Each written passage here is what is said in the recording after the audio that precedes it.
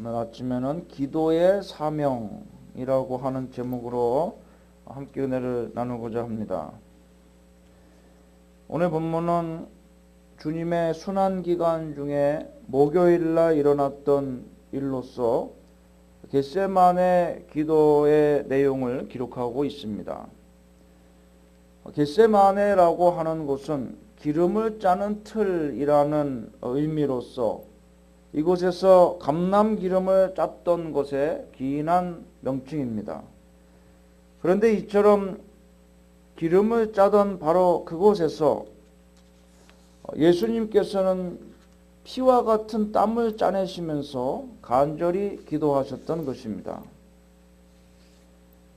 본문 36절에 보면 이 겟세마네라고 하는 곳에서 주님께서 제자들에게 말씀하십니다. 내가 저기 가서 기도할 동안에 너희는 여기 앉아 있으라 라고 하십니다.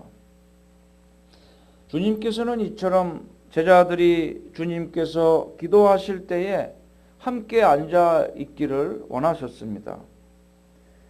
그것도 여러 번 제자들에게 와서 그들이 자고 있는지 깨어 있는지를 확인까지 하시면서 매우 간곡히 제자들이 깨어 있기를 원하셨습니다. 그 이유를 본문은 기록하고 있습니다. 이렇게 깨어 있으라고 말씀하시면서 주님은 이런 말씀을 하십니다. 내 마음이 매우 고민하여 죽게 되었으니 너희는 여기 머물러 나와 함께 깨어 있으라 라고 하십니다. 예수님께서는 너무나도 인간적으로 앞으로 감당하여야 할 고난의 무게가 힘겹게 느껴지셨기 때문에 제자들이 정신적으로나마 그 옆에서 위안이 되어주기를 원하셨던 것입니다. 우리가 여기서 깨달을 수 있는 가장 중요한 한 가지 사실, 놓치지 말아야 할 중요한 사실이 있습니다. 그것은 주님의 고난에 제자된 우리 그리스도인들이 동참하는 가장 기본적이고 또 주님께서 원하시는 가장 확실한 방법은 주님과 함께 기도하는 것입니다. 주님은 우리를 위하여 항상 기도로 빌어주시는 분이십니다. 그러므로 우리가 주님처럼 깨어 기도함으로써 그 기도하는 일 자체, 기도하기 위해서 깨어 있고 영적으로 활동하는 그 시간 자체가 바로 주님께 드리는 가장 귀한 헌신이며 충성임을 깨달을 수가 있는 것입니다. 우리가 고난중화를 많이 맞이하여서 다만 기도하는 것으로서 주님의 고난에 동참할 수 있는 이유가 바로 여기에 있는 것입니다. 고난주간에 관계된 성경 말씀을 묵상한다거나 혹은 고난주간에 대한 영상을 보면서 마음에 주님께서 십자가 위에서 받으셨던 고난을 생각하고 느껴보는 것도 중요하겠지만 기본적으로 기도함이 없다면 그것은 아무것도 아니며 주님께서 받으시는 것이 못 되어지는 것입니다. 주님께서 십자가에서 당하신 고난을 기억하면서 금식하고 자기 육체적으로 고통을 주면서 그것을 되새기는 것도 큰 가치가 있는 일이겠지만 기도가 없다면 금식이나 고행도 금욕도 아무런 의미가 없다고 하는 것입니다. 그러므로 주님께서 사랑하는 그 제자들에게 원하셨던 단 한 가지 기도하는 것을 우리는 이 시간에 마음에 기억해야 될 것입니다. 본문 40절에 보니까 제자들에게 다시 와서 주님께서 그 제자들이 자는 것을 보시고 베드로에게 말씀하십니다. 너희가 나와 함께 한 시간도 이렇게 깨어 있을 수 없더냐.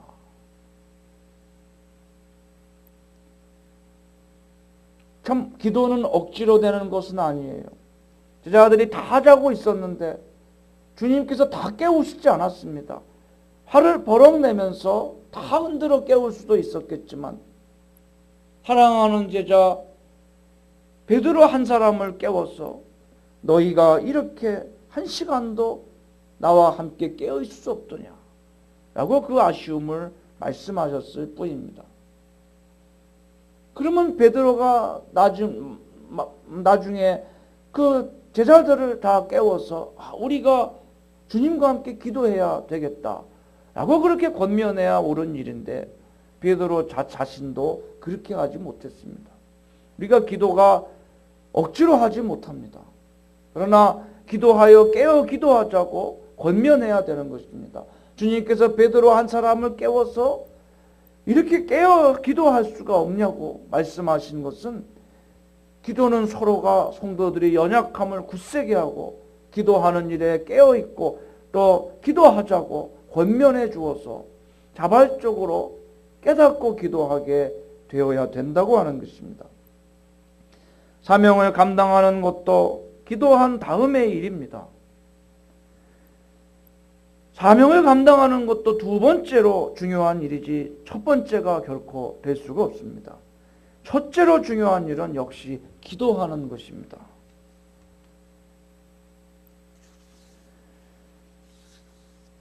그런데 45절에 보니까 이제 마지막으로 세 번째 제자들에게 오셔서 이제는 자고 쉬라. 보라 때가 가까이 왔으니 인자가 죄인의 손에 팔리느니라 라고 말씀하시며 더 이상 깨어 앉아 있으라고 말씀하지 않습니다. 자고 쉬라고 말씀하십니다. 제자들이 기도하지 못하였던 데에는 다 그럴 만한 이유가 있습니다. 그것은 그들의 눈이 피곤하였기 때문이라고 본문 성경은 그 이유를 말씀하고 있습니다. 누구나 기도하지 못하고 하루의 시간을 그냥 마무리하는 데에는 그럴 만한 사정이 있고 이유가 분명히 있습니다. 제자들은 그것이 눈이 피곤한 것이었습니다. 잘 시간인 것입니다. 잘 시간이 훨씬 넘었습니다. 그날 낮에 피곤했습니다. 당연히 자야 되는 시간입니다. 그런데 주님께서 깨어 있으라고 하시는 겁니다. 그들은 눈이 감겼습니다. 눈이 천근만근 무거웠습니다. 그리고 마음이 슬펐습니다. 잠을 자기에 딱 적합한 그러한 조건입니다. 그러나 기도하지 못하는 이유가 그것이 합당한 것이고 자신에게 필연적인 상황이라고 말할지라도 그것은 주님의 고난에 동참하고자 하는 마음이 부족하기 때문인 것입니다. 본문의 제자들처럼 말입니다. 그런데 주님의 고난에 동참하고자 기도하는 것이 사실은 주님을 위한 것이기도 하였지만 제자들 자신을 위해서 꼭 필요한 것이었기에 주님께서는 제자들에게 깨어 있어 기도할 것을 간곡하게 당부하셨던 것입니다. 제자들은 이제 앞으로 자신들에게 닥쳐올 엄청난 환난과 두려움과 변화를 그들은 오직 기도함으로써만 대비할 수 있었기 때문입니다. 자신의 사랑하는 스승과 자기들의 주님이신 예수님이 군병들에게 붙잡혀 가시며 모진 고문과 시달림과 괴로움을 당하시는 것을 제자들이 보고 감당하기에는 그들의 능력이 너무 부족합니다. 그것을 제자들이 감당해낼 수가 없습니다. 그래서 기도하라고 그런 겁니다. 기도하지 않고서는 깨어서 준비하지 않고서는 자기들의 스승과 주님이 당하는 그 괴로움을 제자들이 인내할 수가 없었다는 겁니다. 사단이 분명히 역사하는 겁니다.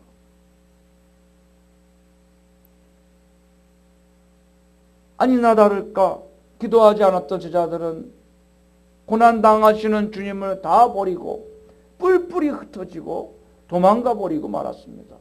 그 상황을 그들은 견뎌낼 수가 없었습니다. 연약하였기 때문입니다. 왜 그들이 연약하였습니까? 왜 두려움과 절망감에 휩싸였습니까? 기도해야 될 때에 기도하지 못했고 영적으로 깨어 준비해야 될 상황에 잠에 빠져들었기 때문입니다.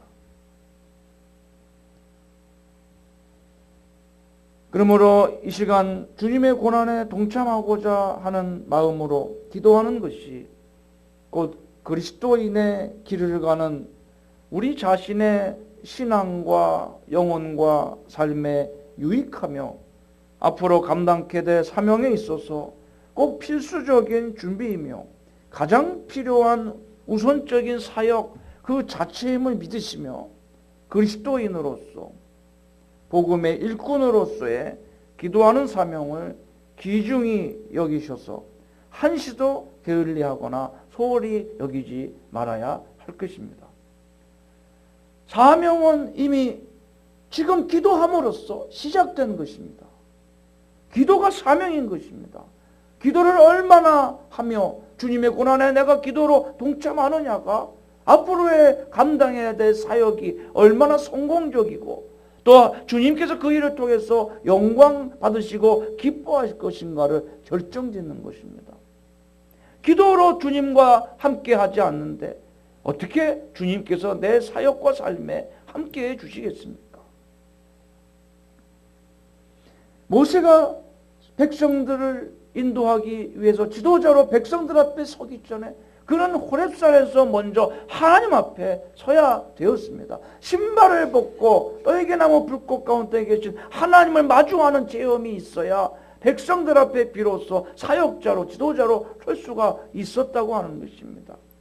제자들이 사도로서 교회를 개척하고 전도하고 활동하기 전에 그들은 먼저 마가의 다락방에서 기도하여 불과 같은 성령을 체험하는 하나님과의 만남이 이루어져야 되었던 것입니다. 그것이 영광스러운 사명이든 아니면 고난을 통과하고 괴로움을 인내해야 되는 사역이든 간에 그 준비는 동일한 것이 바로 기도하는 것입니다. 오늘도 주님께서는 우리를 위해서 졸지도 주무시지도 않고 항상 기도하고 계십니다. 그러면서 주님은 우리에게 기대하십니다. 깨어서 기도할 수 없느냐. 그러므로 이렇게 복음의 일꾼으로 기도의 사명을 귀하게 여기셔서 그것을 잘 감당하는 주님의 제자된 그리스도인들이 다 되어지시기를 축원합니다.